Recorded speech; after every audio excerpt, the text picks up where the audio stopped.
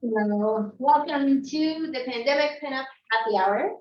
Today's theme is hashtag Hello Summer, or just summer seasonal ingredients. So I'll be making a few cocktails today using seasonal ingredients, obviously, even though I just said that. But what that really means is that there are certain things that grow at different times of the year. And if you buy them within their season, that's usually when they're at their peak ripeness, the best flavor, best texture, and also it's better for the environment because they don't have to be imported from somewhere else that has the appropriate climate for that particular ingredient during that time of year. If it's cold here, then they can get it from somewhere warm, and then you have all those carbon emissions and all of the other things. So it's just better all the way around when possible to use seasonal ingredients. So I'll be making 3 cocktails per usual, but I did kind of want to discuss some of the ingredients we'll be using so you know exactly what's seasonal in the cocktails. But we have one that'll be featuring apricots, hibiscus, and sage. And while sage and hibiscus grow almost year round, apricots are usually really, really good in the summer. I also love apricots. But I wanted to really bring all those flavors home. You'll kind of see a trend, a little fruity, a little herbal in most of these cocktails. We'll be using plums and parsley. I feel like parsley is very delicate, and it's kind of a pet peeve of mine in the culinary world where you go out, you get all these plates and these beautiful dishes that just have like a sprig of parsley as a garnish, even though there's no parsley in the dish. It's just for a splash of color. And I like things to be functional if they are a garnish, or to have a reason or purpose or story behind it. So parsley is actually one of the star ingredients in one of the cocktails. Plums are also in season. And then raspberries. Fresh berries are probably one of my favorite things about summer, specifically blackberries, tied to some very, very fun childhood memories. But today we're using raspberries because it went really well with the cocktail I created. So our first cocktail is something I'm calling Hye Summer. And it's kind of a play on words that you kind of have to read to know, but it's spelled Hye. Hye is a city in Texas, pronounced high as in high up, or high as in high definition, HI, or high as in high Texas. And the reason this cocktail is called Hye Summer is because I use a whiskey called Garrison Brothers out of Hye, Texas, and I created a summer cocktail. Now, one of the things that I find is that in the summer, you see a lot of cocktails that feature vodka, tequila, rum, but all silver spirits. And I am a huge whiskey fan. I love whiskey girl all day. I do drink a lot of other spirits, but whiskey is my spirit of choice. And it's kind of hard to find a lot of refreshing, summery whiskey cocktails because whiskey has some sass and it has some depth and it has a lot of punch to it. And sometimes that can be hard for people to mix with the traditional ingredients that you think of in the summer, like coconut and pineapple and fresh and fruity and bright and tart. So I kept thinking whiskey sour. I love whiskey sours. They're refreshing. They're really bright in flavor. But I also love a New York sour. So a New York sour is a whiskey sour with red wine floating on top. But when you put all that together in the summertime, especially if you're in Texas in the heat, that's a lot of alcohol. So I fully support drinking and day drinking and all of that. But if you're going for the long haul, that marathon drinking instead of that sprint, then you have to kind of be aware of your alcohol intake as well as how you're hydrating. So for Hye Summer, I basically took the inspiration of a New York whiskey sour and kind of modified it a little bit. So you'll need a cocktail shaker, and we're going to be using a 3/4 ounce of an apricot sage syrup. Now the instructions for all the syrups or little side preparations that are in any of these classes always go out the week before on the Underground Cooking Club Facebook page. So the recipe for the syrup should be on there if you ever need it. 3/4 ounce right into our shaker. And then I'll be using a 3/4 ounce of lemon juice, preferably fresh. Although I get it, sometimes things are hard. It's a lot of work to also make your own juice. So if you want to just buy the bottled stuff, I'm not going to tell anybody. But also a 3/4 ounce of that. Pour that right in there. And now I'm using the Garrison Brothers whiskey. Specifically, I believe I have the small batch. So it's their Texas small batch whiskey. Now, that being said, this was designed with this whiskey. This cocktail goes really well with this whiskey. But if you don't have access to this particular brand, or you don't have it at home, don't know where to buy it in your stores, you can make this with a different whiskey. It will taste slightly different, but in a cocktail like this, whiskey is whiskey. I would recommend staying with bourbon, though, because this is definitely a bourbon. If you use a rye or an Irish or even a Scotch, it's going to dramatically change the cocktail than just going from one bourbon to another. So it's an ounce and a half of the bourbon. And then that's all we're putting in our shaker. Really simple build. We're going to add some ice, which I've done again. This is what the fourth time I've done this on the show, where I forget to get ice. So pretend that I'm telling you all these great details while I run to go get ice. You'll hear some sounds in the background, but I promise it's just the ice. And I will leave.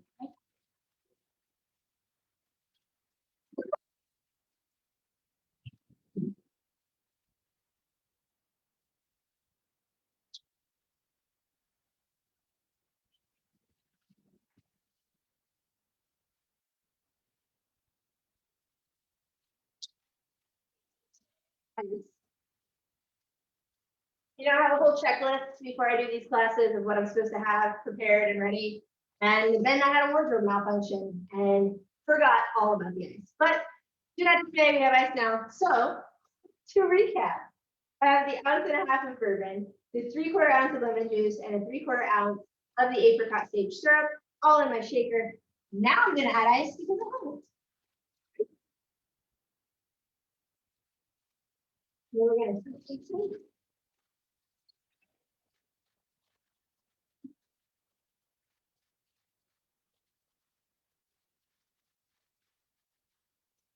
Now, you could absolutely choose to strain this cocktail over fresh ice. You could do a dirty dump, which is what I'm going to do. You could also serve this up, which would be without ice, but it's going to make it hard for the float. So I am going to dirty dump this particular part of the cocktail. And then a really good layering technique. Layering a cocktail has a lot to do with density, weight within your different liquids, their viscosity, and so forth. But a little way to help you layer things, this would go for the New York Sour as well as this. So as I mentioned, New York Sours have that wine float on top. It tends to be a drier wine. A lot of people choose a Cabernet. I'm going to put fresh ice on top of my dirty dump cocktail. And that's just going to give a new layer of cold that hasn't gotten wet, as we call it, because it hasn't been shaken with anything. And then I have the hibiscus tea that I infused unsweetened, just a plain hibiscus flower that I infused for a little while.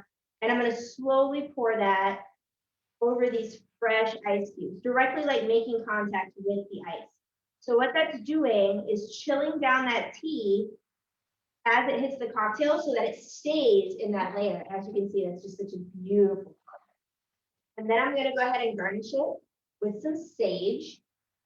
Secondary option, if you wanted to upgrade this cocktail, I love smoked sage. So you can light the sage on fire and then extinguish it into your drink if you want something a little more heady, a little more aromatic. But as is, it's already quite an aromatic cocktail. You get all these bright, crisp smells of like freshly brewed tea. It kind of almost smells like a green apple. And that's just that hibiscus mixing with the apricot and the lemon. And then the sage is kind of a background. Oh, look at how pretty that is. I love New York Sours. First of all, they're gorgeous. They taste delicious. I highly recommend making them with your favorite bourbon and your favorite wine, but quality is key, especially for that red wine float, just because it's that first sip. And I also love them because they're a drink that evolves. As you're sipping, first you get that topper, then the rest of the cocktail. And then as you keep doing that, the cocktail starts to blend and evolve as you're drinking it, just creating a new experience every time you go in for a sip. So it's phenomenal. I'm going to take a tiny sip now. So if you've never had just plain hibiscus tea without any sweetener, it's got a little bit of a astringency to it, like a light tannin, but not nearly as high as like a Cabernet wine or cranberry juice. It's just really subtle. But it's nice because I'm using the hot, or not the high, the hibiscus tea instead of the red wine. So it's adding a little bit of flavor, and it's also kind of lowering that alcohol content while maintaining the structure of the cocktail, which still looks pretty and really refreshing and summery. If you were wanting to make just a New York Sour, you follow the exact same recipe. You just choose a regular simple syrup instead of the apricot sage and red wine instead of the hibiscus. But that, guys, is Hye Summer. Garth Brothers, I don't know if y'all remember this one, but I made it for y'all last year. It's still equally as good this year. This is easily one of my favorites. I have to pace myself in the beginning because they all taste good. I love all my cocktails. I wouldn't say equally, but I do love all of my cocktails. So then I get excited and it's too much all at once. So for the next cocktail, we're going to make one that I'm calling Sun-Drenched. Because to me, this cocktail, when I created it, I wanted to make a low ABV cocktail, something that wasn't using hard liquor, but something that was also not just using a substitute for alcohol. I wanted something in the middle. And I didn't want to make a sangria or a spritz. Those are really popular and I love them, nothing against them, but I wanted to do something a little different. So a lot of the times when people make low ABV cocktails, which just means a lower amount of alcohol, lower proof, or lower content of alcohol per volume of the cocktail. A lot of the times they will use hard liquor, but in lesser quantities. So you end up with cocktails that are the same size, but that backbone, that spirit is smaller. So the cocktail to me, a lot of the times is a little unbalanced because they're just trying to save the alcohol content. Kind of like when you drink something or eat something that's diet, how it's like, it's good, but it's not quite as good as the original because you've taken out all the things that taste good, even though they're not necessarily good for you, like the sugars and the fats. So I wanted to keep all the sugars and the fat flavor-wise in a sense, but keep the cocktail really nice without being high ABV. So I went with a vermouth. I'm using an extra dry white vermouth called Lily Fat. You can use any white dry vermouth for this. So it is a vermouth-based cocktail. Vermouth is an aromatized wine, so it's usually a little bit higher in proof than some of the standard wines that you'll get at home. And it has a much more complex flavor profile because vermouths are made adding in different bittering agents like wormwood or gentian, and then depending on the recipe, because it varies brand to brand and it varies inside the brand style to style. They'll add in herbs and citrus and flowers and spices, much like a gin, but in wine form. And they'll have dry, sweet, red sweet, red dry, white sweet. It's just all kinds of extra dry. There's also some rosé ones out there on the market now that are really nice. But I choose this one. This is what I'm using. Feel free to ad lib and sub in any vermouth that you have at home and tell me what you think. But we are going to make the Sun-Drenched. And I'm calling it that because when I drank this cocktail, I was describing it to a friend earlier today, and she almost said it better than I do, I think. So I told her, to me, it felt like the cocktail you should have on a summer day, right at the beginning of your morning, when you know it's going to get hot, but it's not quite hot yet. Which means it's about 84 degrees at like 8 in the morning, and you know it's going to be a 3-digit day, but it's not there. So it's kind of nice, light, breezy, starting to feel that heat scorcher come on, but not quite there, but you're getting ready. You know it's going to be a good day. And then my friend described it as, she said, it sounds like basically like the preheat setting on your oven. And I was like, that's perfect. Because it's like, you know, it's going to get hot, you know, something's going to go in it and it's going to be good and you get excited, but you're in the get ready phase. So that's what this cocktail is to me. It can replace mimosas in the summer. It can just get you ready for your day. It's a great little sipper if you're inside, kind of hiding from the sun, if you've had a little too much. So Sun-Drenched, that's what I'm going with. So for this cocktail, we are going to get a little frisky. We're going to take half of a plum, which I'm going to just slice it. This is a black, ones that are like dark through and through. And then a pinch of some parsley leaves. I'm going to put those in there. And then we're going to add a 1/4 ounce of lemon juice. And then the other recipe that was put out this week was a parsley simple syrup. So you'll use a 1/2 ounce of that. Also putting it into our cocktail shaker. And then we're going to muddle it. And I want to say that I did try this. My mother is also there. Oh, I swear, guys, I put all of this together. But I guess I have to go get the muddler. We're going to go on another adventure. I would take you with me, but then I have to set this back up. This is a much quicker trip. See, told you. Now this one I wasn't missing because of a wardrobe malfunction. I was actually missing this one because I was prepping puree for the other cocktail, and I guess I forgot to bring it back. But I'm going to muddle this while I explain why we're doing it this way. So I did this cocktail a couple times once I found the ratios that I really liked. I tried muddling it in the glass and leaving all like the bits and pieces in there because I really enjoy cocktails with texture. I feel like sometimes we try so hard to refine food and drinks to where it doesn't even feel natural anymore. It just feels over managed, over handled.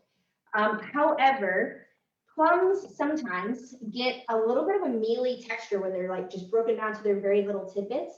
they're really juicy and nice when you're biting into them, but once you break them apart, shake them around, they kind of have a mealy texture that I didn't find as appealing. It was still nice, but it almost made the cocktail feel like it was leaning towards being a smoothie without being a smoothie. So I wanted to avoid that. So we're muddling in the shaker, and then we're going to clean strain over some ice. But you could absolutely do this in glass. If you just want to save on dishes, not go through all the work, just do it in the glass. Totally okay. So we have the half of a plum, a pinch of parsley leaves, 1/4 ounce of the lemon juice, 1/2 ounce of the parsley simple syrup, and then I'm going to go with the vermouth. So that's the extra dry white vermouth, and I'm using a full 2-ounce pour. And I can go hard on that pour using a large pour because it is a lower ABV. So this one is 18% alcohol, right? So if you think that one shot of whiskey usually is about 40%, you know, this is 2 shots and it comes in at 18. Obviously, you have to do the multiplication and all that, but it still comes in lower than if I was doing this with a full 2 ounce of hard liquor. So with that in there, I'm going to add ice.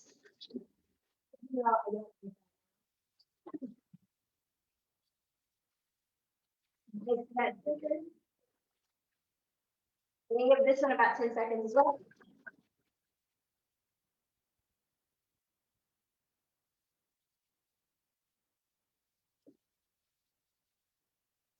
And then I have a highball glass that I'm going to fill with water.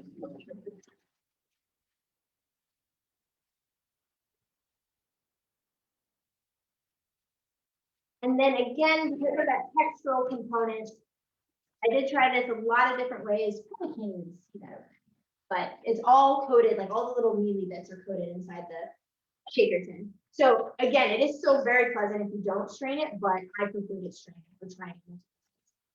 So I'm going to double strain this, which means hawthorn strainer in the shaker, and then I have my fine mesh strainer here. Get this person in.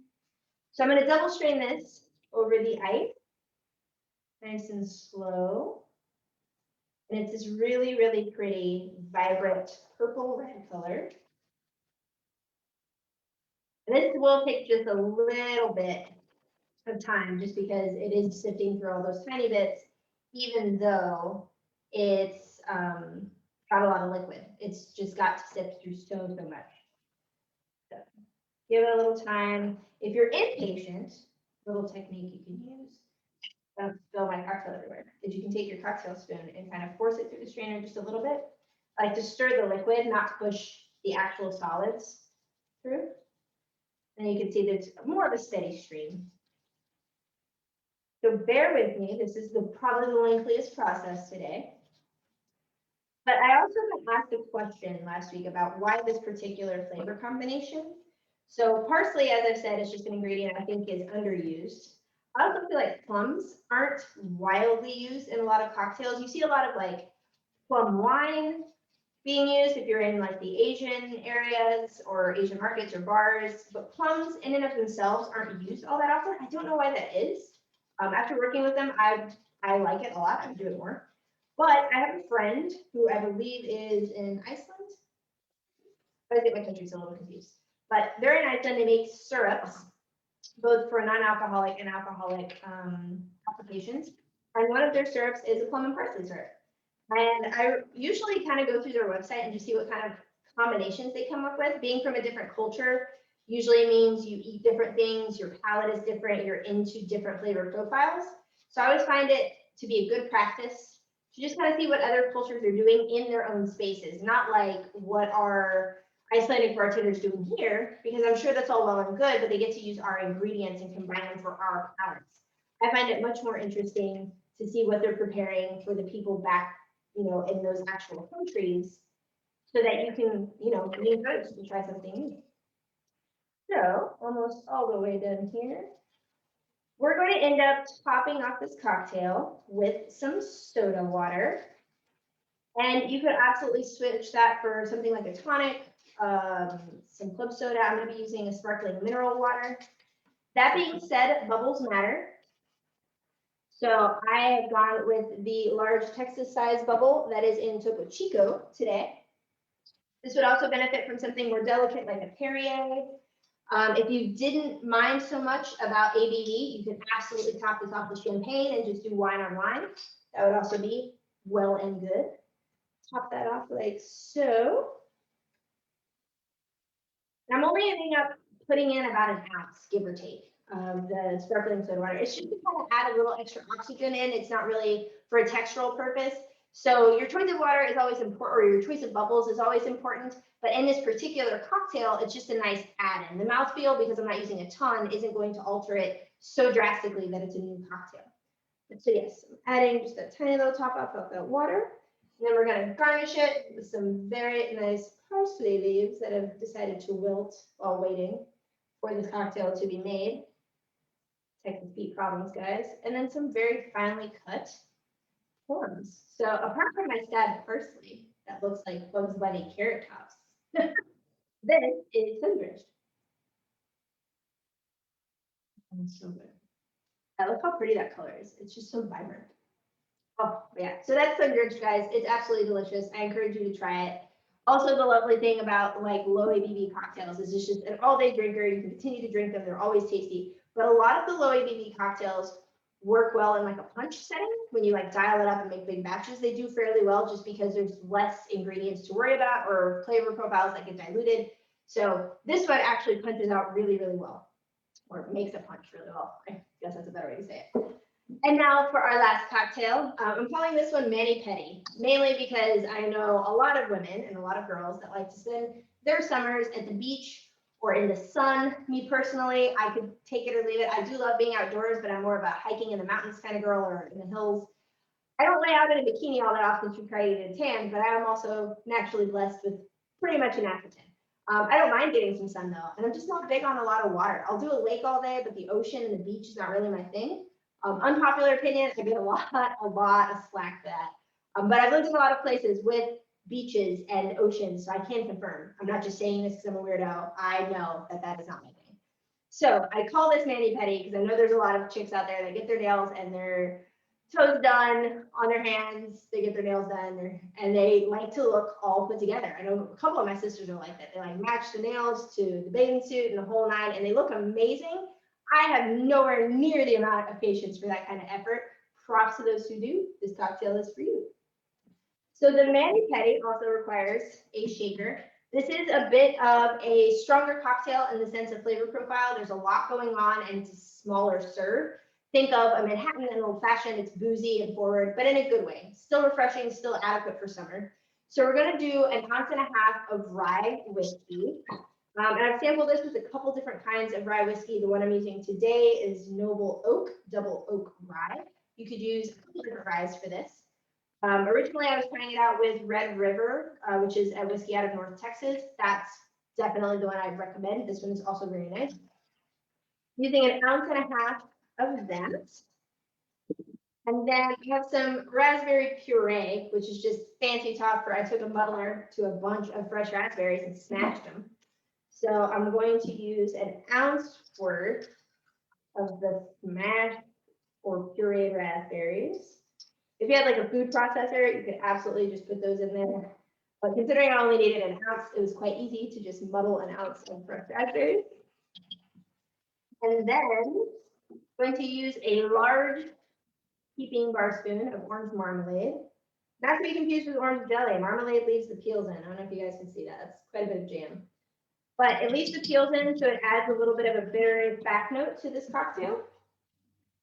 And then we're going to add a bar spoon's worth of liquore strega.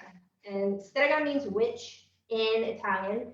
So it means witch liqueur. But it's kind of got like a mintiness to it, an herbalness, but it's really subtle. I'm only using a bar spoon's worth, not a whole lot. It's kind of like the balancer of the cocktail, kind of like using bitters. So with all of that in there, gonna add ice. And then I'm gonna show you, because that's what you do.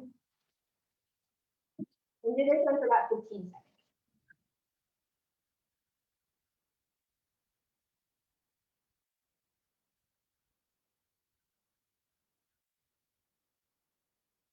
Now this one having the raspberry puree and the orange marmalade, definitely recommend a double strain. just because that is a lot of texture that isn't really silky on the palate. You don't want any of those bits running around in your mouth, really affecting the way the experience of drinking the cocktail would be. So I'm putting fresh ice into my glass. And I'm going to double strain, which is again with the hawthorn strainer and a fine mesh strainer. I'm going to strain over. You get this really pretty pink with the raspberry puree in there. I guess that's kind of the theme too. All of these drinks have something pink or red in them. Maybe that's my color this summer and I just didn't. Yeah, you just double strain. You'll see a lot of bartenders do this technique a lot where they just tap the shaker against the actual strainer, and that's just same equivalent of like using the tip of the bar spoon to stir it around. Just helps it go through a little bit faster. Shake it around, get it past all the cold that landing in there. Great. That is our cocktail table.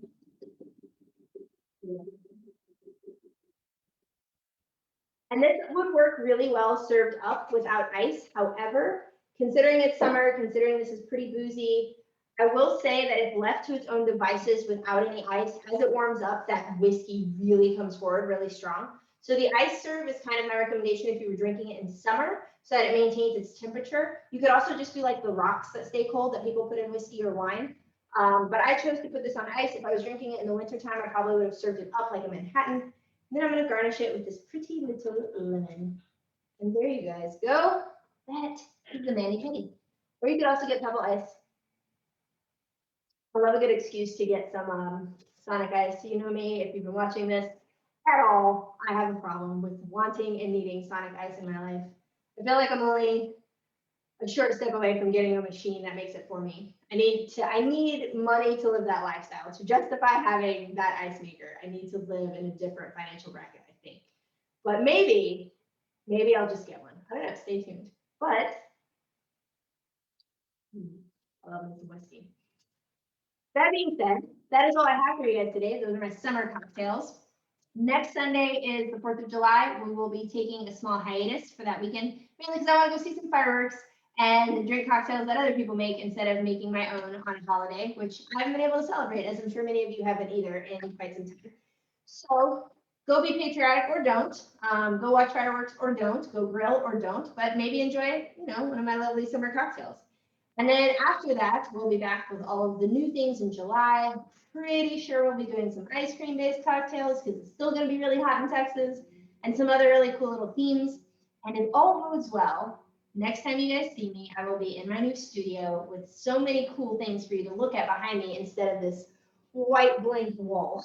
So until next time, I'll see you guys in 2 weeks. Thanks for tuning in.